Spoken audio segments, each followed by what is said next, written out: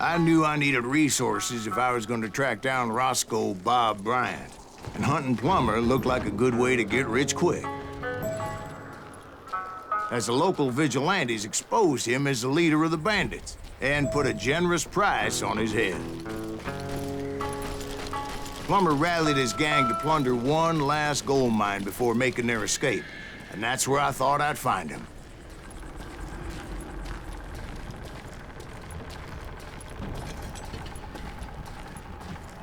It makes me nervous standing so close to all these goddamn barrels of gunpowder. Why would you be nervous? No one has the cojones to come after us. As long as you don't light up a cigar, we're fine. Yeah, besides, George is up there on the rock. My late father pointed out to me more than once. God made men. Samuel Colt made them equal.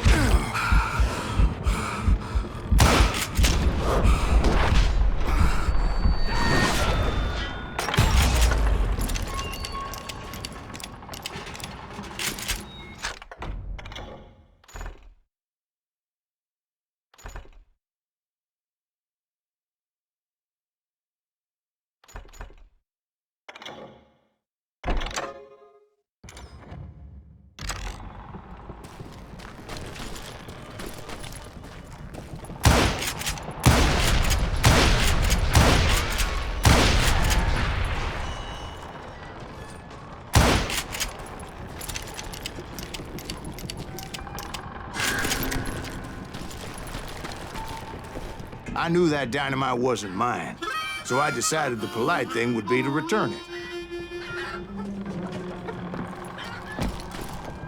It was the biggest gold rush since Sutter's Mill in '48.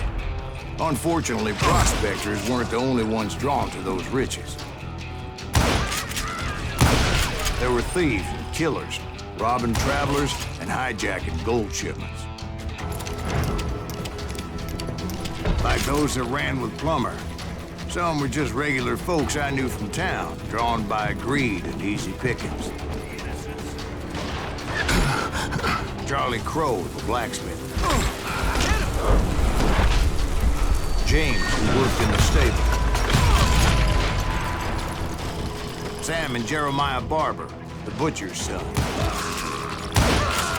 Of course, the rest were veterans of the Civil War. Stone-cold killers trained on the bloody fields of Shiloh and Antietam.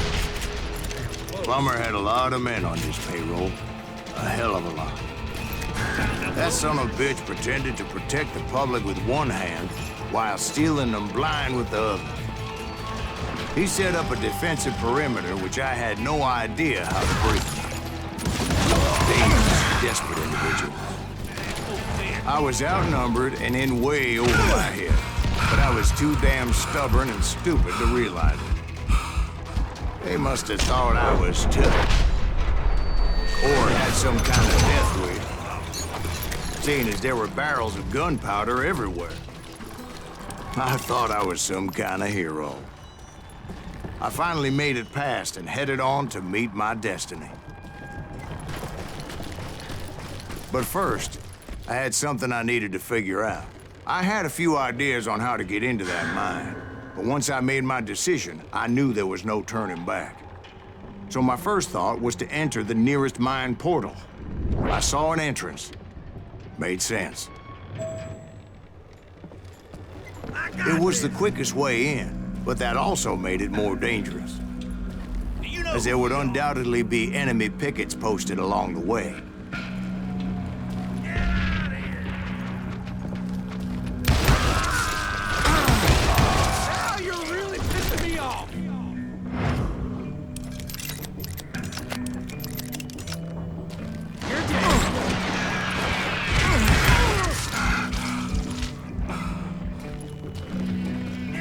Besides, once you enter a mine like that, it's easy to get all turned around. Some of those shafts could be as deep as hell.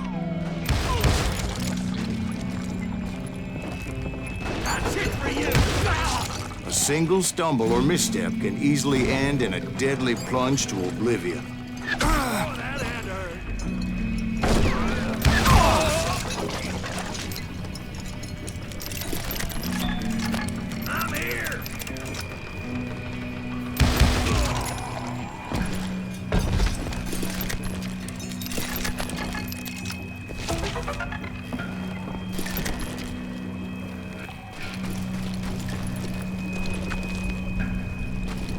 quick reflexes often make up for a lack of common sense.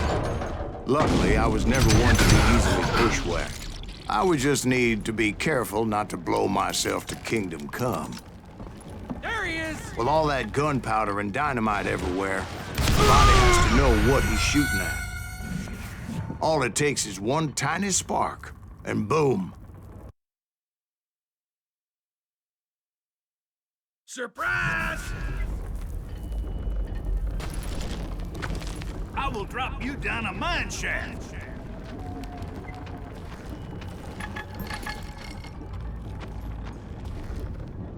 Must be about out of bullets. Come on out, you yellow bastard!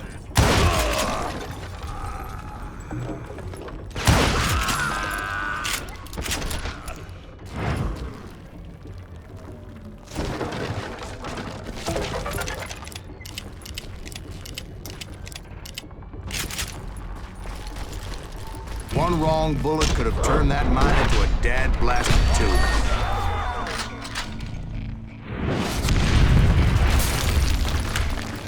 I freely admit that my plan of attack was not just moronic, but clearly insane.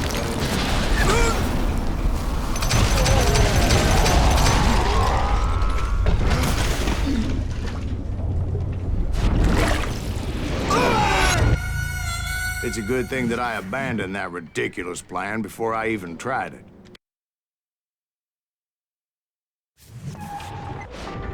Instead, I spotted a ladder way into the mine from the opposite side.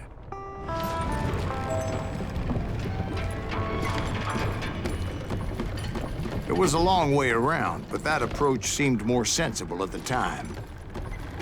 Of course, being I had a problem with heights, that scaffolding scared the bejesus out of me.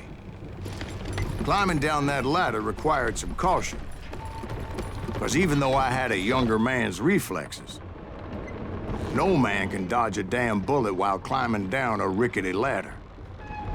I needed to make a leap of faith, which ain't easy when you're suspended between heaven and hell. I was determined not to give up, however. That Sheriff Plummer seemed quite the despicable character. When the vigilantes discovered what the sheriff was up to, people were outraged. That 10,000 they put on his head would go a long way to helping me find old Bob. I had made it my mission to settle that score come hell or high water. But first, I would have to make a choice. Take the elevator or climb the ladder.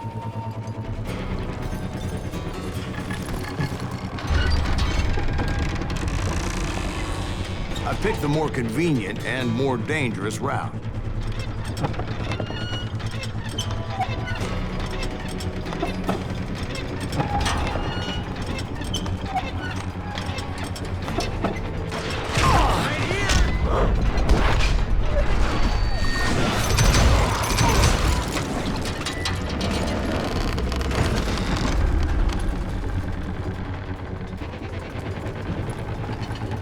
Plummer was a mad dog killer, and the people of Nevada City deserved better. Nevada City? Well, I thought Plummer met his maker in Bannock, Montana. Right, well, he was the sheriff of both places at one time or another, but that's neither here nor there. The point was, taking him down would save a lot of lives, including my own.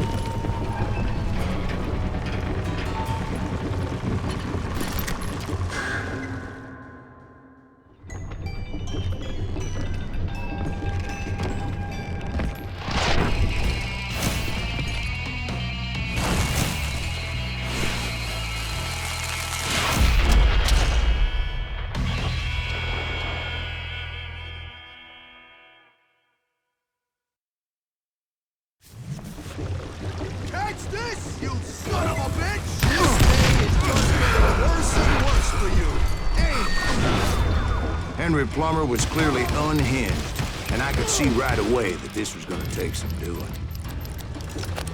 You ain't taking me!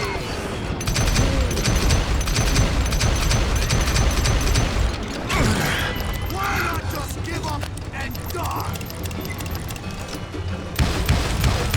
Lucky shot!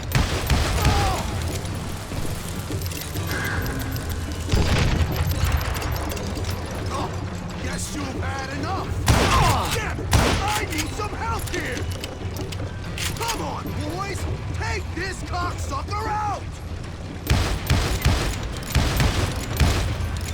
That's right!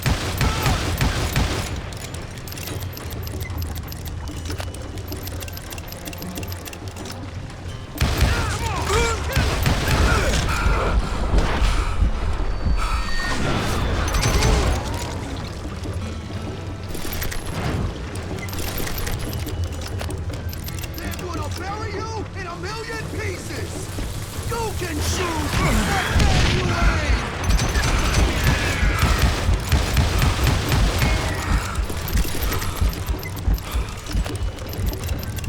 I can shoot you! What the heck is that? Nice shot! Bet you can't do it again! You ain't taking me!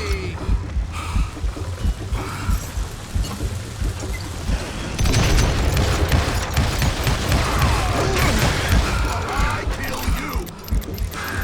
I'm going full medieval on your ass!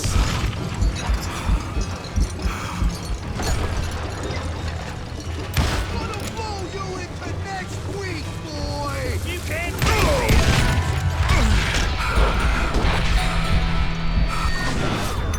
How you like that?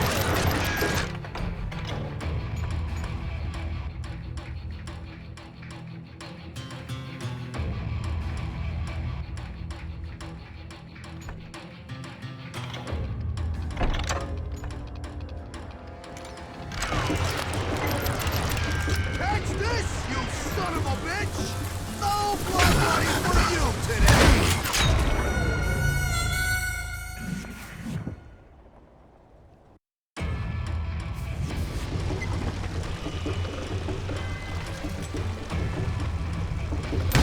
Gonna hurt. You ain't beefing me.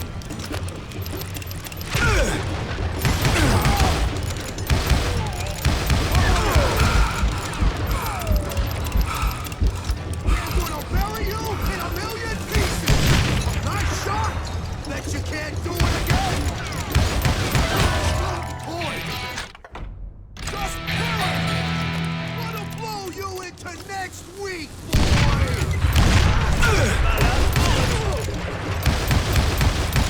He's killed a lot of good men! Catch this, you son of a bitch! Keep this in So that's how Henry Plummer died. Him and his crew were worth their weight in gold. And now, I was officially a bounty hunter.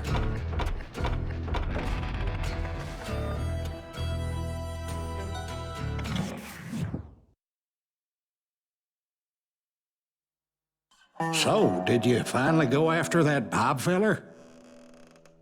Well, I heard word he was in Kansas with John Wesley Hardin. So that's where I went. Where in Kansas? Abilene. Why do you ask, Ben? No reason. Was Hardin as fast as Ringo? Ringo was fast, but John Wesley was as fast as the devil himself.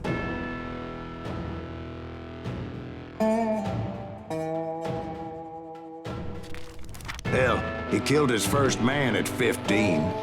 From that day forward, he had a price on his head and wouldn't back down for nobody, not even Wild Bill Hickok himself.